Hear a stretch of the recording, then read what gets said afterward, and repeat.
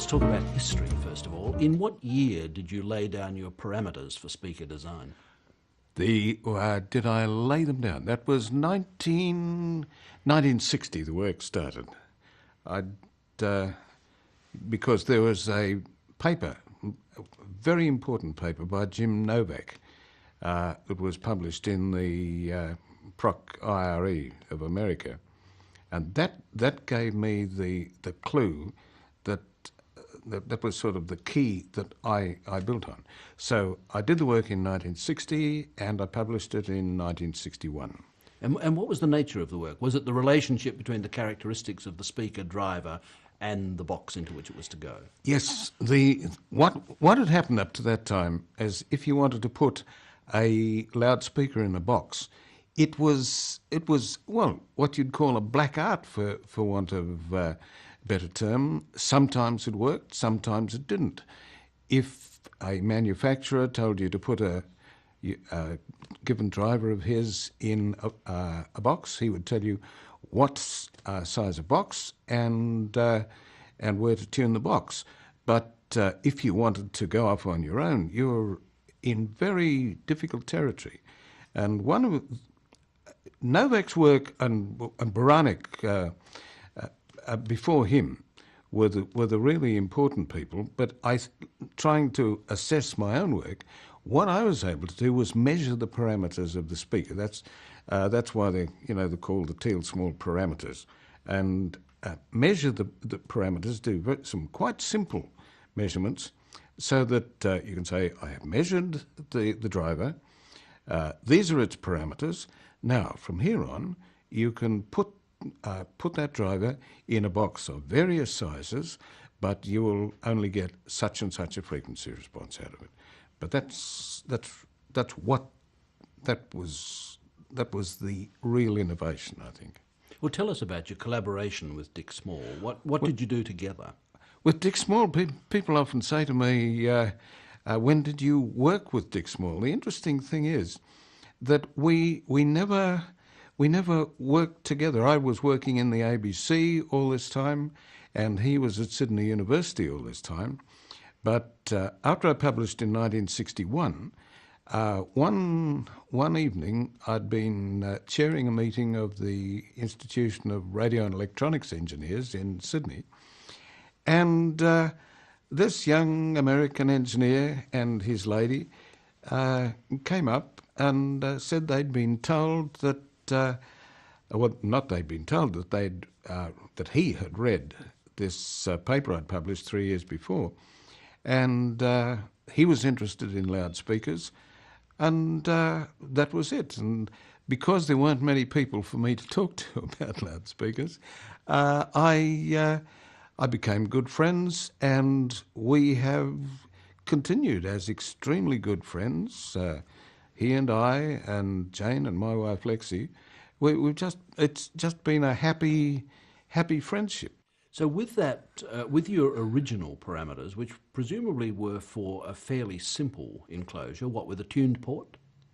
Yes, it was for a box with a tuned port. The important thing was that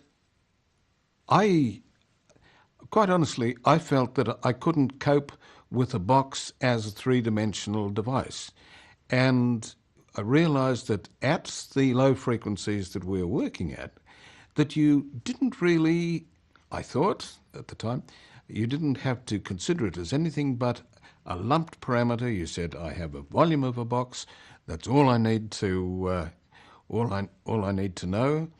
And then I related that to an equivalent volume of air that the that the driver provided, so that when you mounted in the box, you could predict immediately just how it was going to affect the response. But at that stage, you were accepting that the characteristics of the speaker driver would determine what the final sound was? Yes. Yes. So what were the limitations? If you accepted that, well, you then had to accept that the downward excursion of the speaker, as it were, was limited. Yes. Well, one of the things that came out of my work was that there are three ways you could go. You could go for a small box, you could go for an extended low frequency response, and you could go for efficiency to get lots of acoustic power out for a given electrical power in. And there were all sorts of claims that commercial claims made for things that gave a beautifully extended low frequency response and was still gave you lots of power out. And remember that in the days of valves, which was when this was started, 15 watts was a whole lot, and that's why. Well, that goes a bit too far, but what I found was that you couldn't have all those properties. You couldn't have efficiency, small volume, very low frequency response. You couldn't have them all at the whole time. But I was able to provide rules by which you can say we can trade frequency response for box size. If you must have low frequency response and efficiency, then you must have a big box. And in those days, if you wanted to get down to 30 hertz, you needed 9 cubic feet. What's that, about 250 litres? Could you, in fact, get down to 30 hertz? Oh, yes. Well, I still have one of my original things at home. And I explained to my wife that it was not going to take up that much space and gave her good reasons for it. And she's very forgiving. What she said in the end was, I know what you said was true, but somehow I thought it was going to be rather smaller. But you did need these enormous big you needed these enormous big boxes to get low frequency response. But that was to get that response with a 15 watt valve amplifier.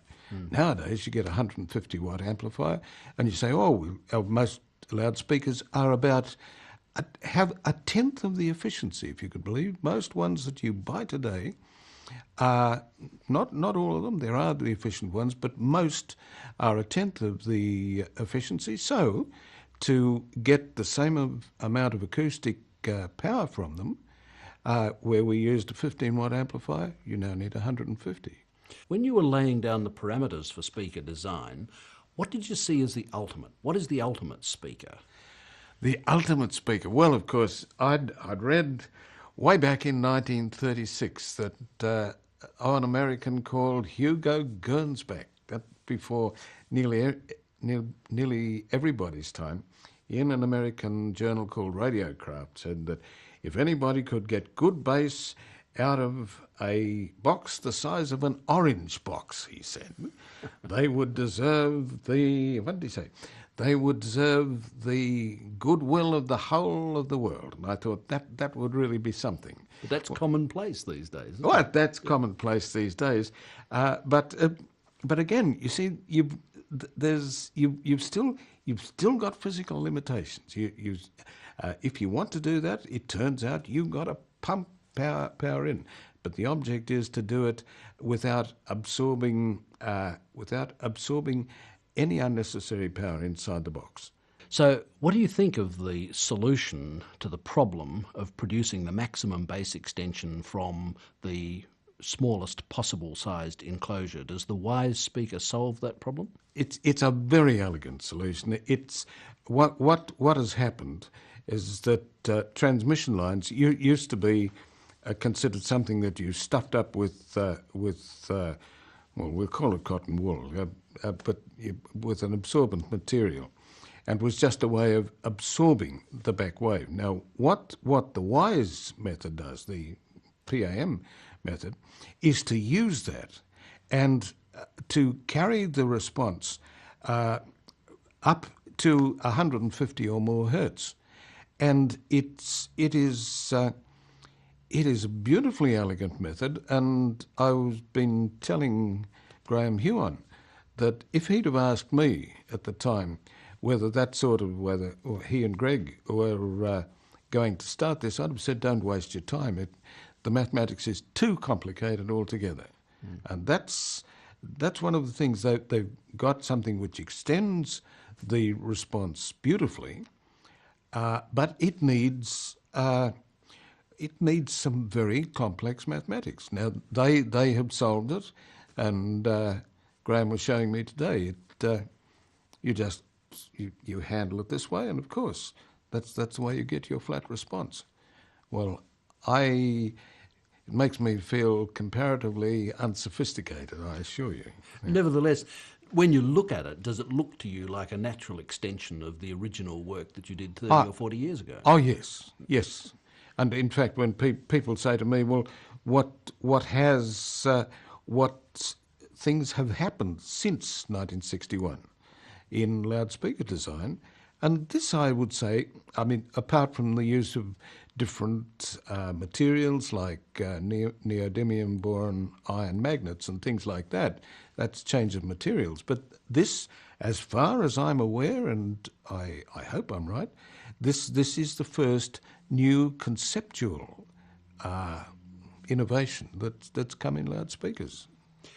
Getting back to what you said were in effect three mutually exclusive parameters for a speaker, does the Wise speaker in any way solve that problem? Does it come close to the holy grail of the efficient speaker in the small enclosure with the high sound pressure from?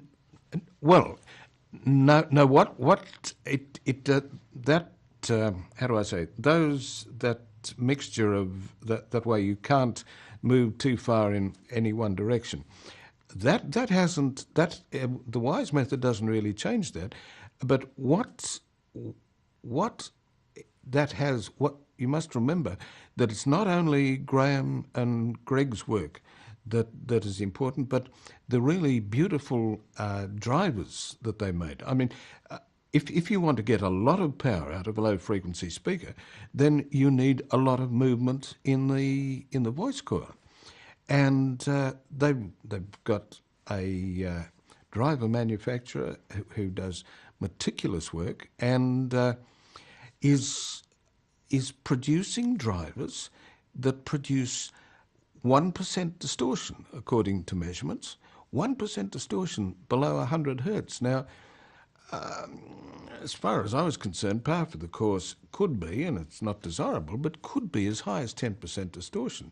So it's not only the fact that they go down so far at one end and comparatively high up the other, is that they do it with very low distortion. And that's one of the things that gives it that openness of very hard, dreadfully hard to convey what things sound like every time you try to describe it. It sounds a bit false somehow or other, but well, we know what we don't want to hear. We don't want to hear that rumbly, woofly bass with the long overhang, and so you want the bass notes to hit you and then stop. You know, that hard hit from the bass. That's right. And that's what these speakers seem to give. Yes, they do that. That is through the design. The lack of distortion comes from the quality of the drivers. There are the two. It's the combination of the two things. But it wouldn't matter how good the drivers were, if you didn't have this lovely design that makes the thing makes the frequency response absolutely right.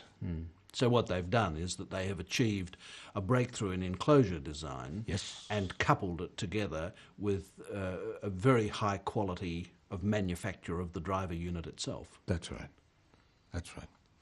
And as the grand old man of speakers, when you listen to them, what do they do to you? Well, what do they do to me? Well, we heard it. We heard them this afternoon, and there's they call the thing a Profunda, and it's a beautiful name. It combines the word of a profound bass with a sound like thunder, and I've always had a rule about high quality sound, is that it should always sound bass light until somebody hits a bass drum. Yes, and that's the test, and that's that tight bass and going right down. That's which is.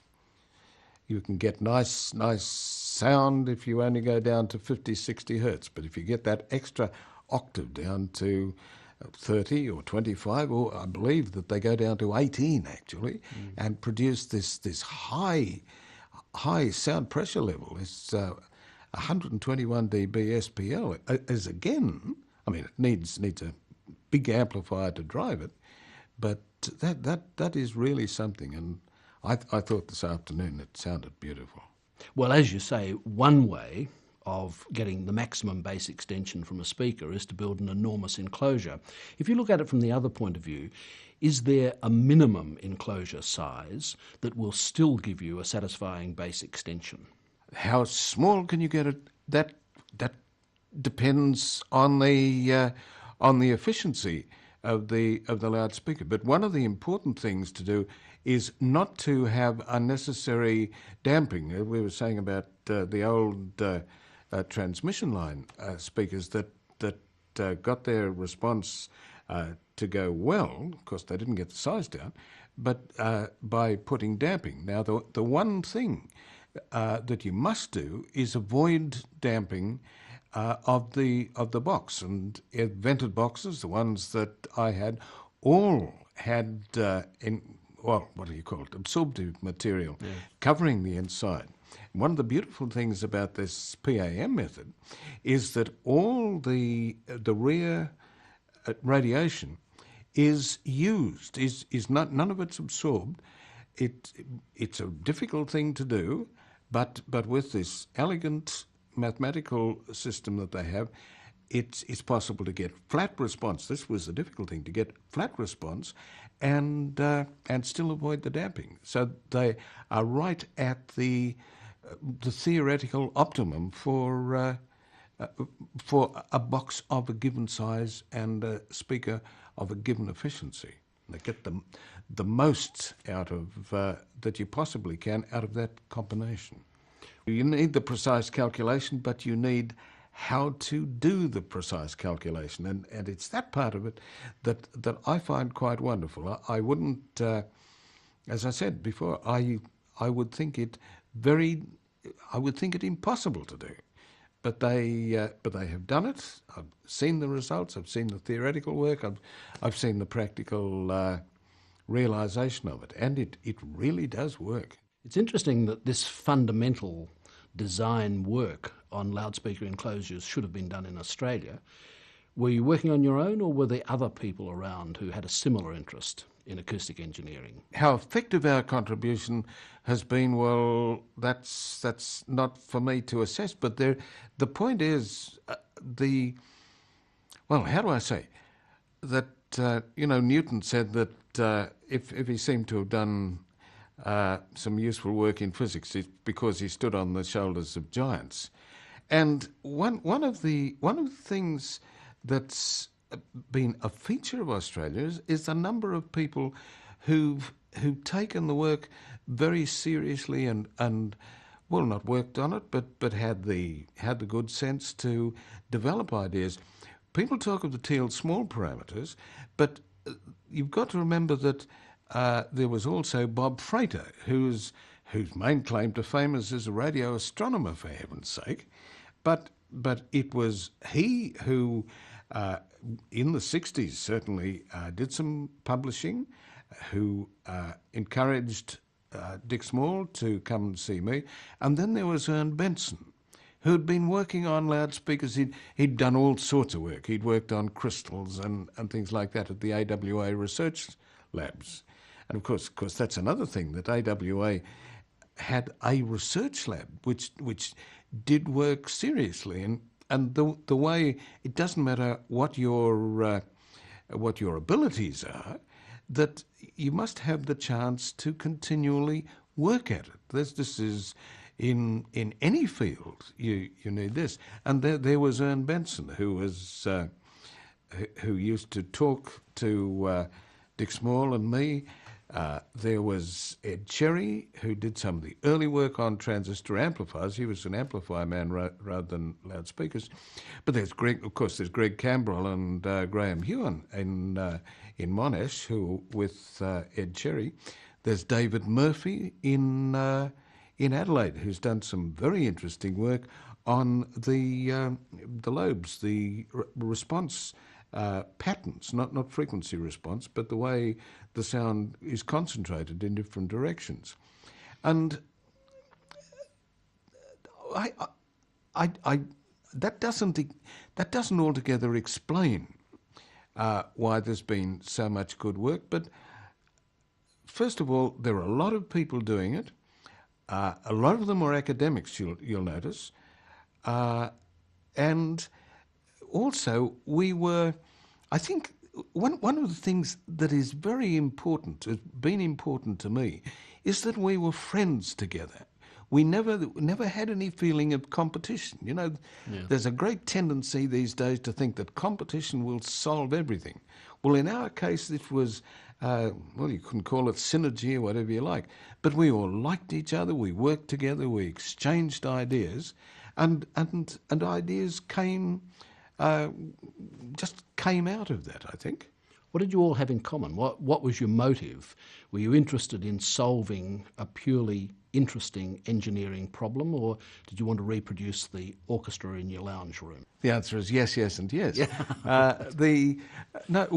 First of all, going back to my work on the loudspeakers, it was not to make high fidelity loudspeakers. I worked in a company which was making middle of the road. The HMV hallmark of quality. We all had a great ideal in front of us, but it was under very strict commercial limitations. But you were not satisfied with the existing product. But not satisfied with the product. My management didn't agree with me in the end, by the way. but that was my attitude. Benson was a research man working. He spent his whole life in a commercial lab, but he was not responsible very much for the commercial product. But the others were, as I said, academics. And yes, it was an interesting engineering problem, but I think you'll notice that this applies to audio people everywhere in the world, I think, that they all tend to be interested in music. Some are, failed performers. So they know what a violin should sound like. That's right. That's what they want. And even when their high-frequency hearing is going like mine, they go and recalibrate their ears to the orchestra, and because they like it, and because you feel that it's something that is worth doing.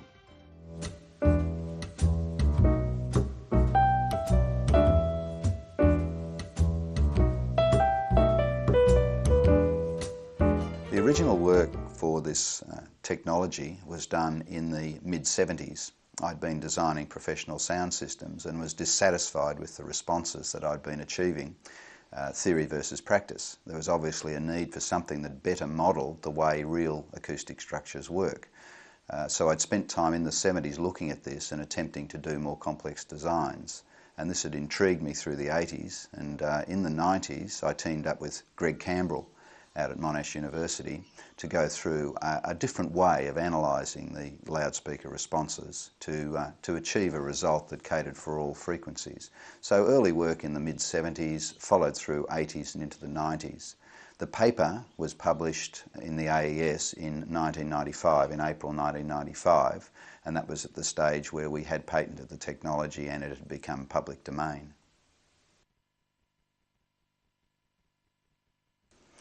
PAM technology is different in a couple of respects. In one respect, it takes care of all of the various frequencies that are required in the enclosure design by making differences in impedance of sections within the enclosure to allow the right transfer of sound in the passband to give you the correct response in the passband.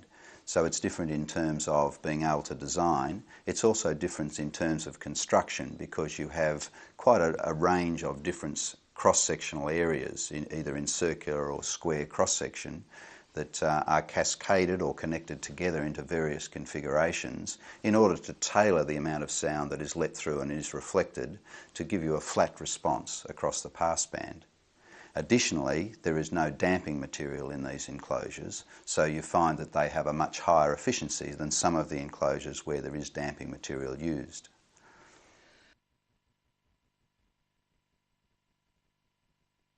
To me, there's been 3 stages to date in loudspeaker design. The initial stage was largely random, where you didn't have a formal structure, Neville Teal and Dick Small brought formality into that and enabled box designers to work in conjunction with loudspeaker driver designers to achieve results that had the right response. What I see that I've done is just gone a little bit further with the work of Neville Teal and Dick Small to allow for solutions for all frequencies, to cater for more than just the fundamental behaviour of the boxes, but to allow for extending that up to higher frequencies. So I believe that the work of Neville Teal and Dick Small was foundation work that enabled me to build on top of what they'd achieved.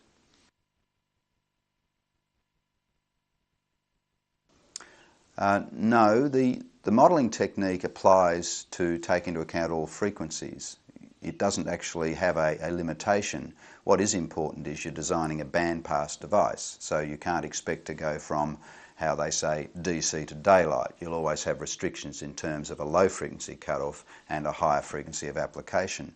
But some of the work I've done more recently has been extending this up into ultrasonic frequencies and giving us tailoring of response for amplitude or phase at very high frequencies. So no, there's no theoretical limit to the design technique. There are a number of benefits that the designer has with this technology. First, the modelling is very accurate, and it quite accurately predicts the amplitude and phase behaviours as well as the driving point impedance of the enclosure to much higher frequencies than previously. So you can actually see the behaviour of a loudspeaker box well beyond its low frequency design limits. In that respect, it much more accurately represents the true behaviour of the enclosure. It means a shift in the design approach to stop thinking of an enclosure as a box which is just some compliance and starting to think of it like a stub of acoustic material with a reflection at the back, and then tailoring the response so that all of the amplitude and phase behaviours are predicted and are accurately defined. The design technique also enables the designer to trade off the box size against the efficiency and the bandwidth. So you can start looking at making a small box and predicting what efficiency it will have and what bandwidth it will cover, or if you want to increase the efficiency and then predict what box size you would need and what efficiency you would have. No, I don't think the ultimate box has been designed here. What we've done is extend the work of the pioneers to give us better control over amplitude and phase and efficiency and bandwidth, but it's not the ultimate answer. It's a stepping stone on the way forward. In the future, even more complex mathematical analysis could be used to provide even finer refinements in terms of amplitude and phase and driving point impedance response and so forth. So it's another step in the evolution of acoustical devices. The products we made under the WISE name capture the technologies of PAM, and they are designed to give you a controlled response down to a well-defined corner frequency. So with the so-called Profunda 320, we have a 300 watt rating on a box with a 20 hertz corner frequency. For the 130, we have an active system that has a 30 hertz corner, and so on. We have used the PAM technology in these enclosures to ensure that we get the best possible response for the low to mid frequencies in the bass. The PAM technology offers some significant benefits. First off, the technology is applicable to different manufacturing techniques. So at the high end of the market, you could custom build technologies in timbers, all the way down to having the same technology used in plastics moulding for lower cost systems. So there's quite a range of opportunities for manufacturers to design. Additionally, because of the nature of the compacting that we undertake with PAM, which is all quite well analysed, you can actually mount loudspeakers in enclosures in difficult applications. And one of the ones we've been working on recently is looking at automotive audio and how you can get the right response in a car where you've got constraints on placement and output and so on. So there's some significant advantages to manufacturers in flexibility. The expression PAM is an acronym for Parametric Acoustic Modelling, which describes the analysis and design technique we use for creating the loudspeaker boxes. It's parametric in the sense that it actually describes the parameters of time delay and acoustic impedance for each of the many sections that are used in the design process. The future of PAM technology is quite good. It can be applied beyond the fields of loudspeaker enclosure design into other areas where you're dealing with elastic media and propagation of acoustic volume waves. So it's applicable to areas such as ultrasonics and sonar arrays, and other areas of application where you'd find some benefit in controlling and matching power and acoustic SPL, etc.